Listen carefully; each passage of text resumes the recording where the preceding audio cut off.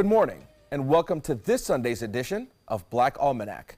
To honor Dr. Edward James II, we will air the best of Black Almanac for the next few weeks. We celebrate a man who has shaped this community to what it is today, fighting for a new election system representing everyone, taking a stand to ensure that all citizens in the city and the county have a voice in government affairs.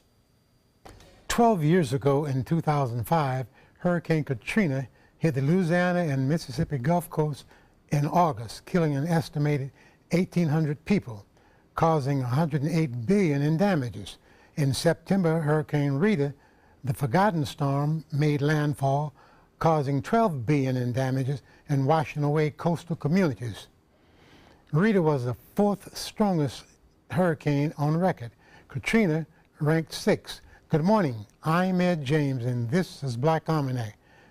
Storms and hurricanes are not new to the Texas and Louisiana Gulf Coast. However, this past week, Hurricane Harvey roared out of the Gulf with continuing rain storms like none ever before, causing destruction sure to exceed that of Katrina and Rita combined. Our guest today, Pastor Jacqueline Bowen, a Hurricane Katrina survivor, Mr. Troy Simon, a Hurricane Katrina survivor, and Mr. Dwayne Lindo, associate producer of Black Almanac, along with Richard Gilmore, a member of the Red Cross disaster units.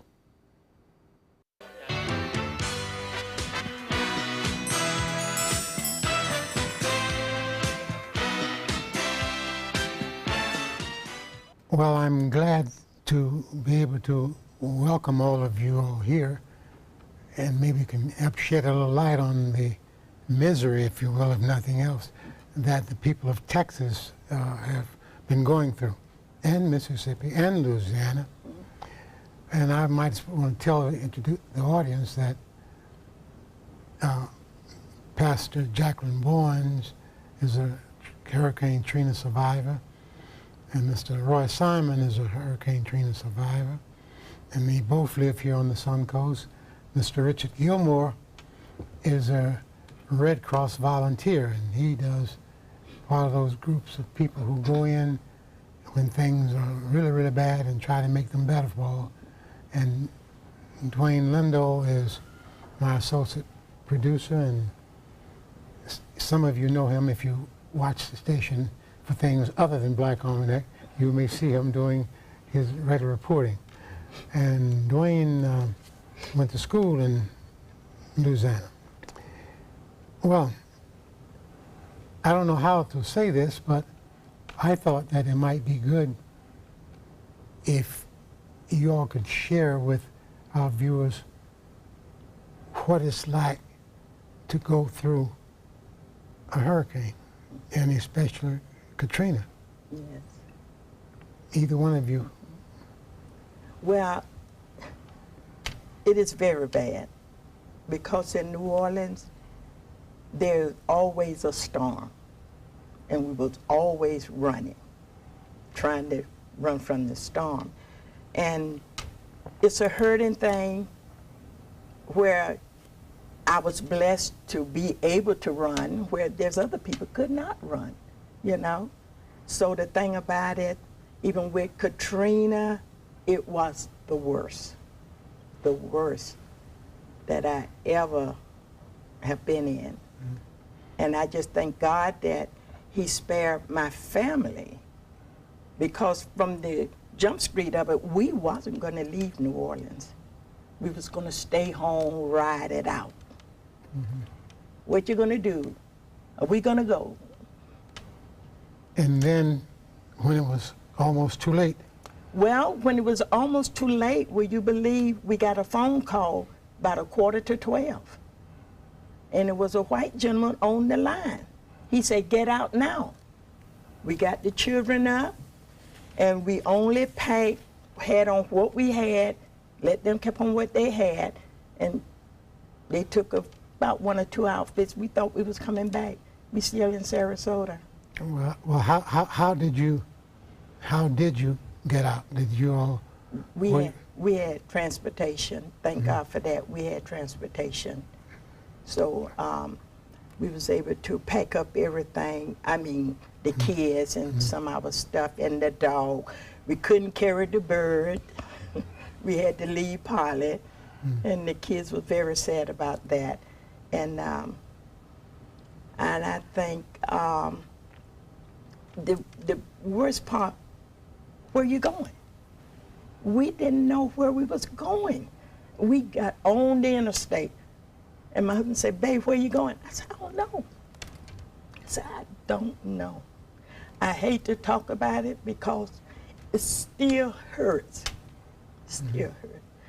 And I don't like to look at anything concerning Katrina, you know, because I had plenty of friends, I had church members, but thank God all of them were safe. Some was caught in the midst of the storm in their home.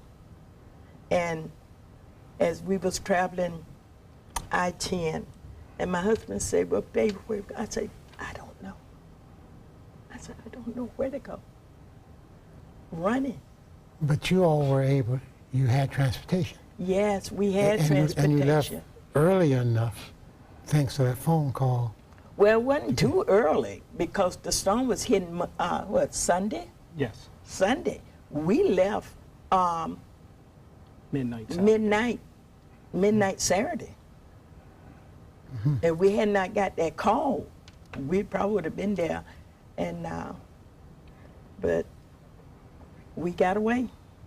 Mr. Gilmore, you been with the Red Cross for a number of years, and what some folk, I know you were at, did Hurricane Sandy. You went to New Jersey from here. But before we talk about Sandy, there are things that have been happening in Sarasota and Manatee counties. St. George's Episcopal Church in Bradenton was open the last couple of weeks as an evacuation in place. Why and what did you do there?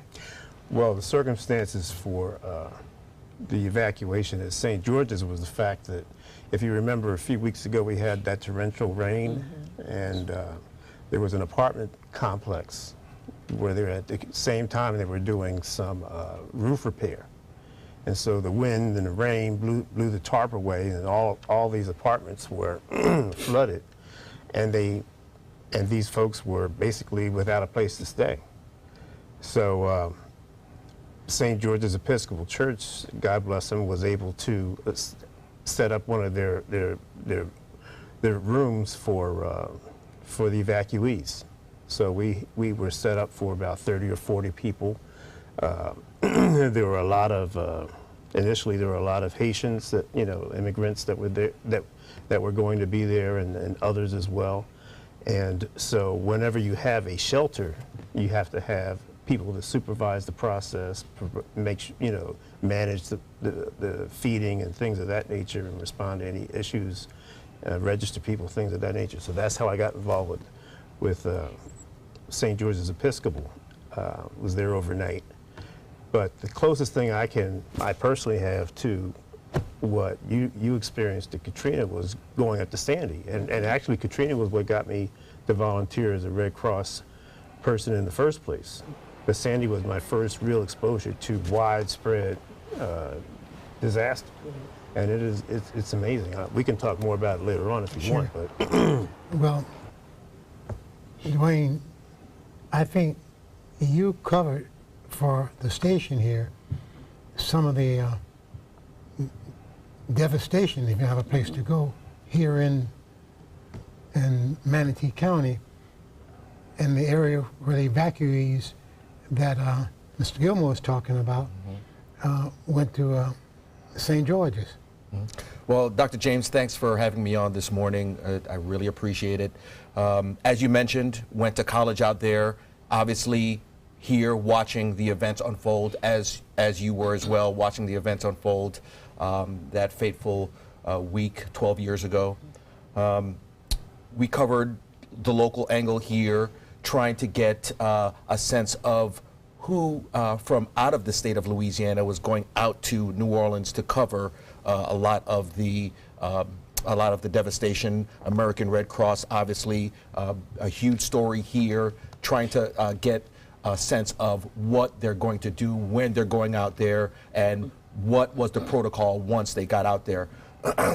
And it's I think I should mention this as well, that New Orleans, as everyone knows, is a couple feet below sea level. Yes. So when the levees broke, obviously it acted as a bowl. New Orleans and neighboring parishes just accumulating all that water.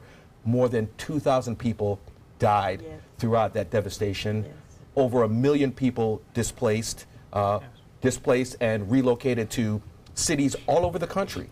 Specifically Houston. You had a huge number of folks going to Houston. And those folks who are now in Houston from New Orleans are now dealing with the same issues Yes. with Hurricane Harvey.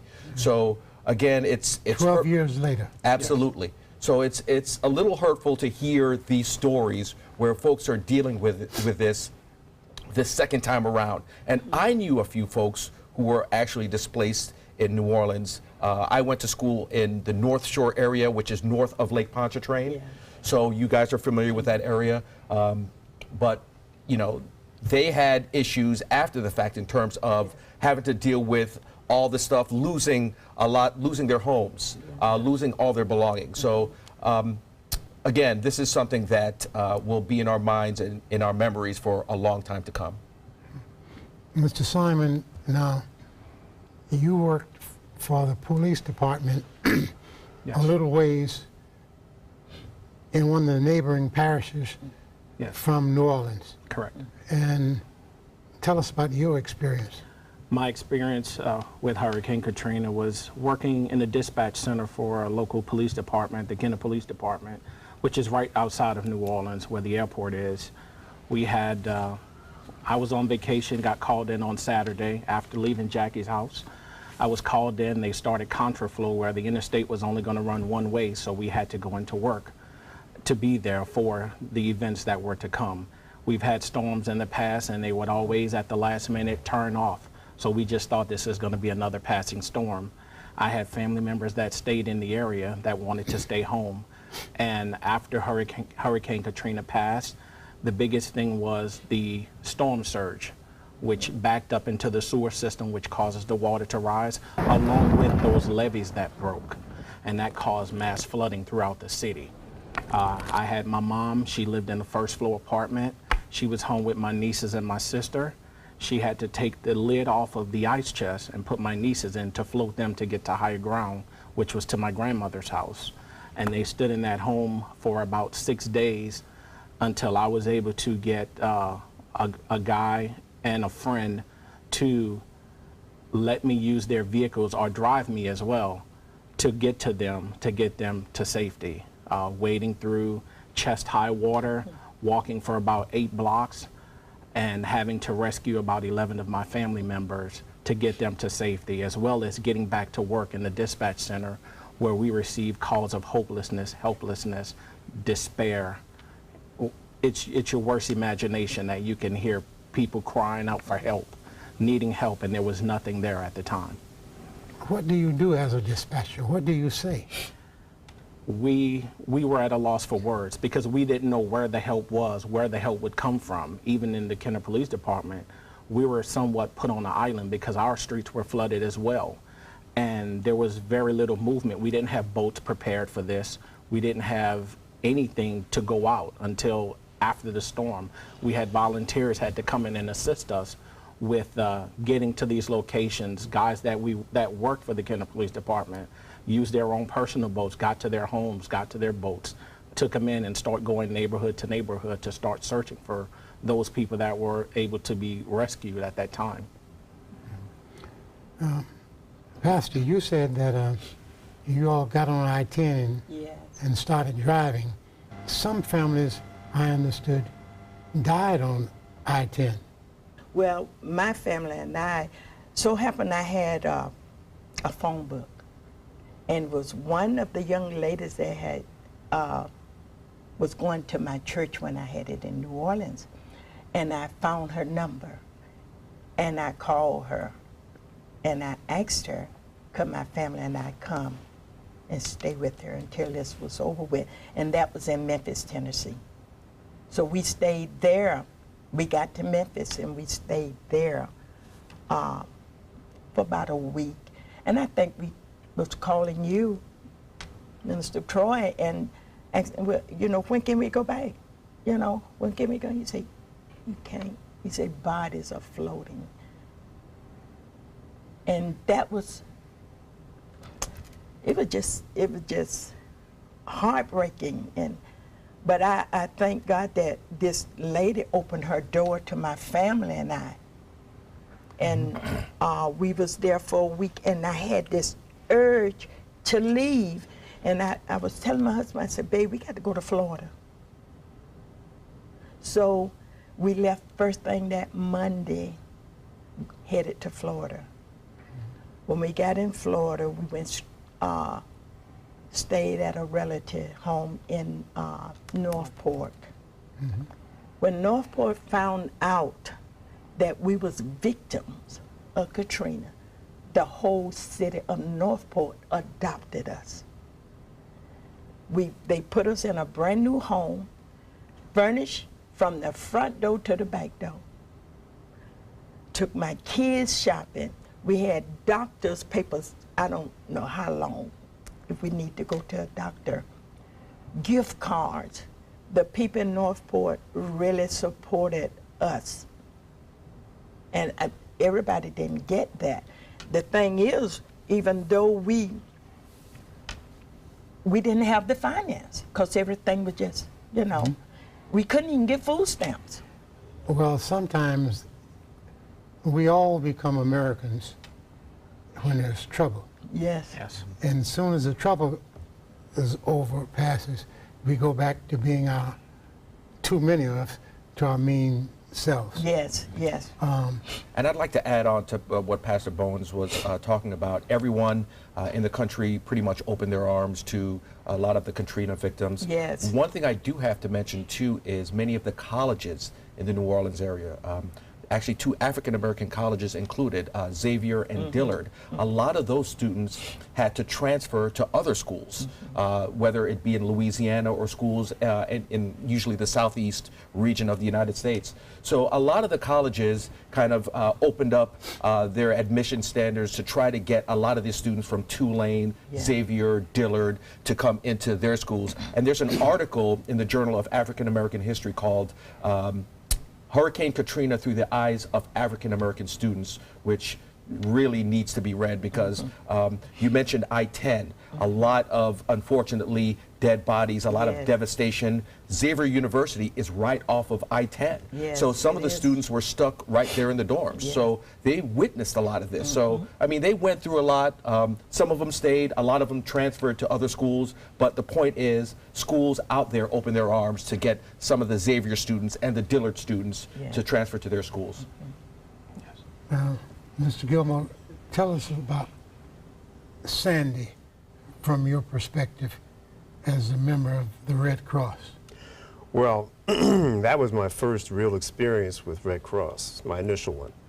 And as you can imagine, it's as hard as it is on the disaster victims, it's just as chaotic as well for people flying in from all over the country, wanting to do something, but at the same time, they're trying to organize and get things. So you get there and you're standing around waiting in a hotel that's filled with people because it's the only one that has electricity. They send you to one end of New Jersey, then they turn around and send you to another part of New Jersey. Then all of the political disagreements that can take place, like the governor saying evacuate Atlantic City and the mayor saying no, stand in place, similar to what happened in Houston. Is going on. So we were like the first people back in Atlantic City after it was supposedly shut down. So imagine going to Atlantic City or Las Vegas and the lights aren't on. There's nobody there. Well, I had that experience in Hurricane Katrina. Once the city was dried out and you weren't really allowed to get in, but because I worked for the police department, I had on a uniform and I was able to drive in. I tell people all the time, it's the eeriest, weirdest feeling. I drove into New Orleans, drove down 610, and I decided to get off of the interstate on Elysian Fields and 610. And to pull up to that intersection, there's no red lights. But I sat there in a once vibrant city with life everywhere. There was no one in front of me, no one behind me, no one on side of me. It was almost like I was waiting for zombies to just come running and start charging the car. There was nothing there. Like I said, it was just, you can hear silence in a city that's full of noise, full of music, full of food, and there was the scent of death, I can say. It just was a morbid type smell that was in the air, but there was no life at all. And I never thought I would see that ever in the city of New Orleans.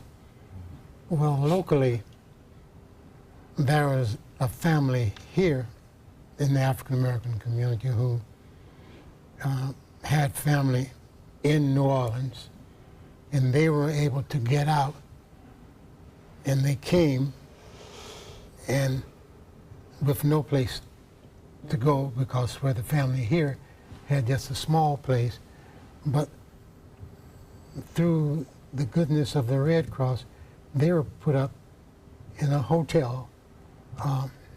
It's interesting, they left all that water, but they were put up in a hotel on Lido Beach. And two of the ladies were nurses,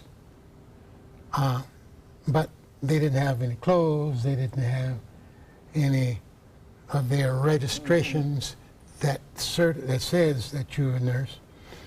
And Commissioner Fred Atkins, I can't remember if he was mayor then, but he came to me, and because somehow someone had talked to them about this family with all these kids, and I was able to call then the director of Sarasota Memorial Hospital and say, we have 2 RNs with no credentials.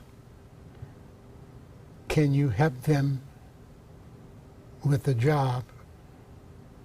She said, let me talk to them and I can make a call.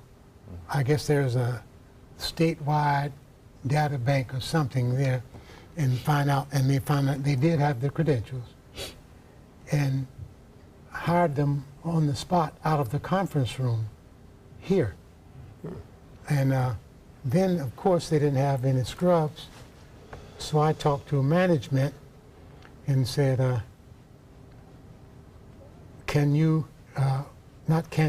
will you pay for the uniforms for these 2 ladies?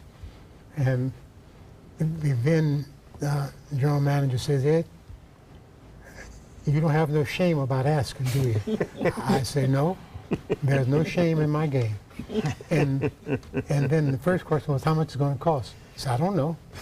So I said, what I'll do is I'll go with them to the uniform store and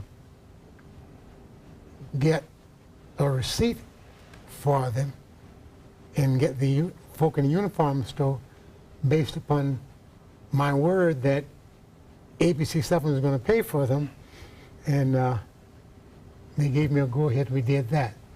They had children need to go to school. What they did, I called the school board and talked to the superintendent of schools at that time. He sent a registrar with a computer here to the station, because we were mobilized in the conference room here, and they plugged in and got the right ages and where they are and said where they would be going. Well, at that point, they were living in you had some middle schoolers and 2 high schoolers, but they were living in the motel at Lido. I think it's the Holiday Inn in Lido there. Sometime later, after things were, they were working now at that point, and we found a landlord, and they were able to move the Red Cross, moved them into this place, and I think it paid for, I believe, the first month because the ladies were working. And so, what can I say? We can do the right thing, collectively, whoever we are, when it hits everybody. Dwayne, from a student's perspective, you mentioned that the two HBCUs in New Orleans, most of the students had to transfer out to some other place, but they were able to make full transfers in the terms of no one asked them, how are you going to pay for this or whatever. They just took them as a straight transfer. Absolutely. So, you know, and I have to mention University of New Orleans and Tulane out there as well, on top of the HBCUs. But there are other schools around the country that accepted these students with open arms, obviously knowing what they went through. I think some of in terms of admission payments, tuition, for a lot of students, a lot of that was waived for some of the students because of what they went through. So, I mean, it's really refreshing to hear, again, you know, a lot of these colleges open their arms to some of the students of New Orleans. And you see a lot of that in Houston as well. I mean, people are coming out from all over. You know, you got the Cajun Navy that's doing so much good work in the area. The people came, you know, from New Orleans to Houston to help. Exactly. And Houston is a metroplex. Yes. Almost 3 million people in Houston, unheard of for a city. And then in the whole metroplex in the surrounding areas, you got about 5 million. Yes. We saw Texans at their best. And God punishes the evil. I have to say this because that's the way I am. And then Chris telling me to rap, but I got to get this in, and Dwayne, you got to struggle with it. The great Senator Cruz from Texas and his other senator buddy, whose name I can't remember, Cornyn, they didn't want to fund cleanup with the government for Sandy. No, no, no. We're conservative. We believe you put $1 out, you take $1 from something else. And now for them to be using photo ops is sickening. But that's them. Politicians will be politicians, but the people will be the people. And thank God for the people who aren't politicians. Remember, we're all in this together. Yes. And as always, have a great day, Suncoast.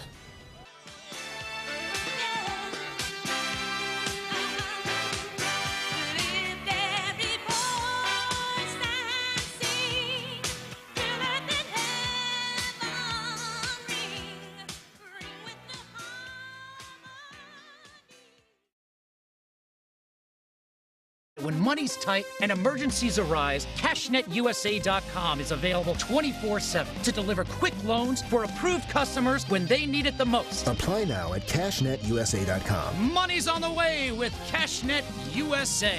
Dot Pharmacy is a website verification program that helps you identify safe and trustworthy online pharmacies. Purchasing medicine online can be safe and easy. Just look for pharmacy to the right of the dot in website addresses. ABC 7 News at 7, weeknights.